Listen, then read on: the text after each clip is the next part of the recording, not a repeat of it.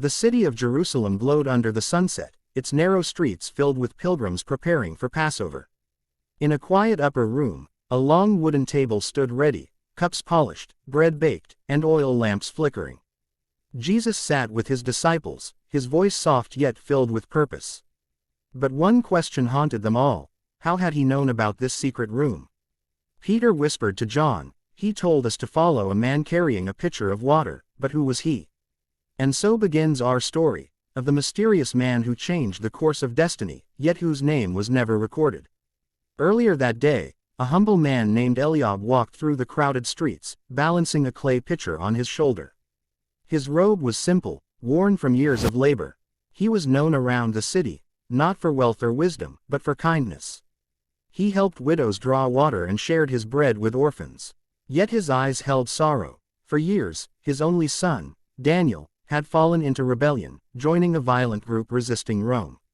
Each morning, Eliab prayed near the city gate, asking God to protect his lost son. Little did he know that his ordinary day was about to become extraordinary. As Eliab filled his pitcher at the public well, two strangers approached, Peter and John. "Friend," Peter said, "our master told us to follow a man carrying water." "Are you that man?" Eliab looked puzzled. "Your master. I'm just fetching water." But something in Peter's eyes, calm, trusting, made Eliab pause. "Come," he said, "follow me." And without understanding why, he led them through the winding streets to his home, an upper room his late wife once cherished. "Here," he said quietly, "you may prepare it for your master." After the disciples left, Eliab leaned against the wall, his heart racing. Why had I done that? He felt a strange peace, as if guided by something beyond himself. That evening, as the stars appeared, he watched from a distance. The same men returned, this time with the teacher himself. Eliab saw him, Jesus, step into his home, blessing it with his presence.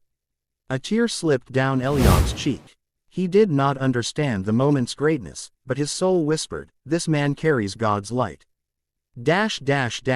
Scene 5, the son's return.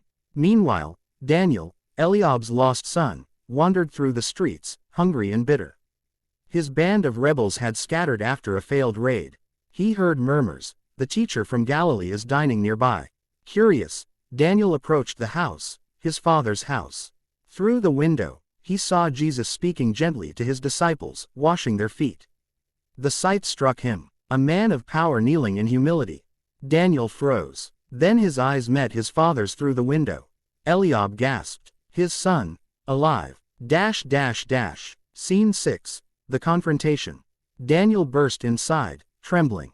"Father, what is this? Who is he?" Before Eliab could answer, Jesus turned to Daniel, his eyes filled with compassion. "You have come seeking truth," he said softly. "But your heart is burdened with anger." Daniel fell to his knees, tears spilling. "I've done terrible things. I can't be forgiven." Jesus placed his hand on his shoulder. "You are forgiven already. Go, and sin no more." That moment changed Daniel forever. The boy who once lived by the sword now felt peace for the first time. Later that night, the meal continued. Bread was broken, wine was shared. Eliab stood silently in the shadows as Jesus spoke words that would echo through eternity. "This is my body, given for you. This cup is the new covenant in my blood." Eliab didn't fully understand, but something stirred deep within him, the weight of prophecy, of sacrifice. Then Judas slipped out into the darkness. The city held its breath. Hours later, soldiers marched through the streets. Daniel saw them first and ran to warn his father.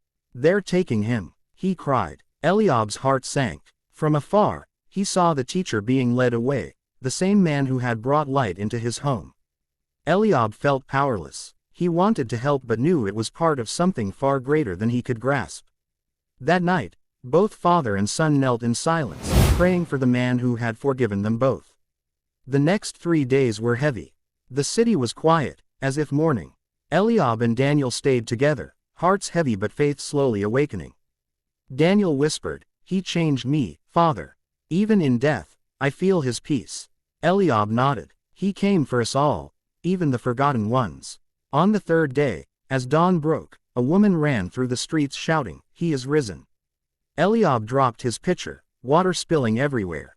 Hope flooded his heart. Years later, Eliab grew old, but the memory never faded. The night his home became the setting of the Last Supper. Travelers would sometimes ask, "Old man, were you there?" He would smile gently and lift his empty pitcher. "Yes," he'd say, "I was the man with the pitcher of water. I did not know why I was chosen, but now I do." Sometimes, God chooses the humble to hold the greatest miracles. And as he looked toward the horizon, he whispered a final prayer. "Thank you, Lord, for letting me carry your water, even for a moment." Moral message: even the smallest act of obedience can play a part in God's greatest plans.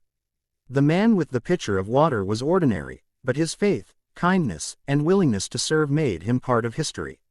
No one is forgotten in God's story,